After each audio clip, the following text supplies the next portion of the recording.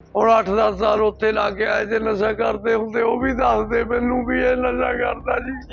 ਜਿਹੜੀ dead body ਹੈਗੀ ਉਹ ਪਲਾਟਾਂ 'ਚ ਪਈ ਹੈਗੀ ਤੇ ਉਹਦੇ ਪਰਿਵਾਰਕ ਮੈਂਬਰਾਂ ਦੇ ਹਾਜ਼ਰੀ ਵਿੱਚ ਮੋਰਚਰੀ ਵਿੱਚ ਰਖਾ ਦਿੱਤੀ ਗਈ ਹੈ। परसों लापता, उस तो बाद घर ही नहीं आया, घर नहीं आया जी। ਤੇ ਉਸ ਤੋਂ ਬਾਅਦ ਇਨਫੋਰਮੇਸ਼ਨ ਮਿਲੀ ਸਾਨੂੰ ਵੀ ਇੱਥੇ ਇੱਕ ਮੁੰਡੇ ਦੀ ਡੈੱਡ ਬੋਡੀ ਮਿਲੀ ਆ। पंजाब के बरनाला से लगातार लोगों के मारने की खबरें सामने आ रही हैं। लगातार ऐसे मामलों से इलाके में दहशत का माहौल है और अब एक और शव पुलिस को बरामद हुआ है। दरअसल ये शव 22 साल के एक युवक का है, जिसके मिलने से इलाके में हड़कंप मच गया। संदिग्ध परिस्थितियों में शव मिलने के बाद मृतक के परिजन ने हत्या की आशंका जताई। मृतक की पहचान राही बस्ती बरनाला निवासी 22 साल के सुरिंदर सिंह के रूप में हुई है, जो सोमी सिंह का बेटा है। वो अपने परिवार में इकलौता सबसे छोटा भाई और 3 बहनों में सबसे बड़ा था।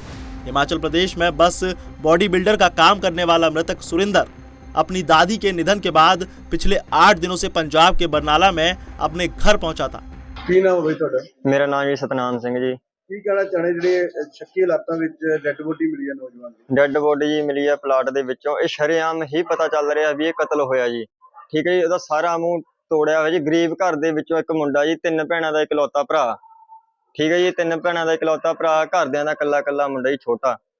ਹਿਮਾਚਲ ਜੀ ਇਹ ਕੰਮ ਕਰਦਾ ਸੀਗਾ ਤੇ ਸਿਰਫ ਇਹਦੀ ਦਾਦੀ ਦੀ ਡੈਥ ਹੋ ਗਈ ਸੀਗੀ ਤੇ ਫੁੱਲ ਤੇਰ ਕੇ ਆਏ ਸੀਗੇ ਇਹ ਬਿਆਸ। ਫੁੱਲ ਤੇਰ ਕੇ ਆਏ ਤੇ ਪਰਸੋਂ ਇਹ ਲਾਪਤਾ ਹੋਇਆ ਘਰ ਦੇ ਵਿੱਚੋਂ।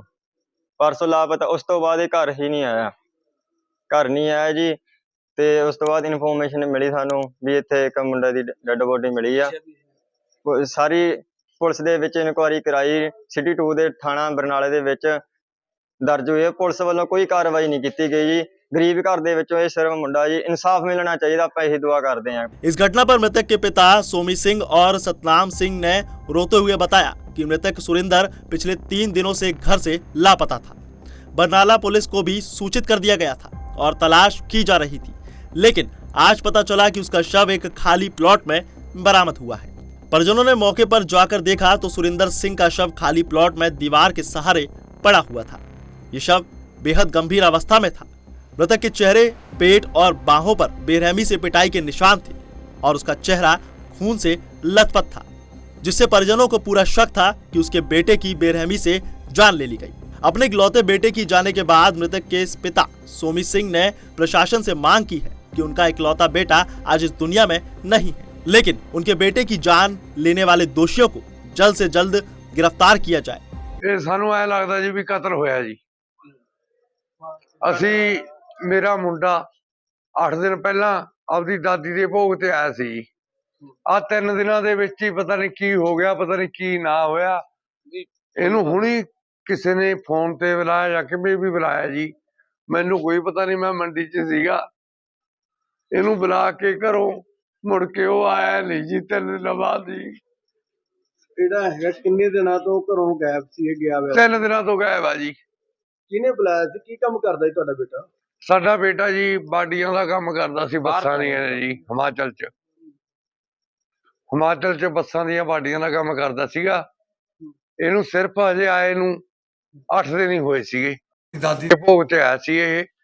ਆ 2-3 ਦਿਨਾਂ ਦਾ ਹੁਣ ਮਾੜਾ ਜਿਹਾ ਬਾਹਰ ਗਿਆ ਹੋਇਆ ਸੀਗਾ ਜੀ। ਸਾਨੂੰ ਐ ਨਹੀਂ ਦੱਸਿਆ ਵੀ ਕਿੱਥੇ ਜਾਣਾ ਕਿੱਥੇ ਨਹੀਂ। ਫੋਨ ਘਰੇ ਰੱਖ ਗਿਆ ਜੀ।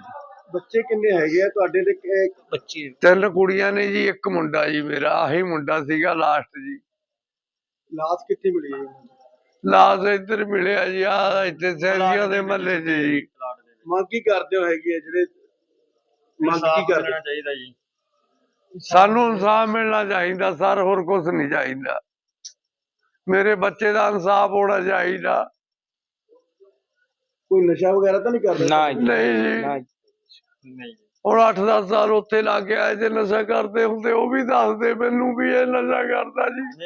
परिजनों ने यह भी चेतावनी दी कि अगर पुलिस कोई कार्रवाई नहीं करती है और दोषियों को गिरफ्तार नहीं किया जाता तो मृतक के शव का पोस्टमार्टम नहीं कराया जाएगा।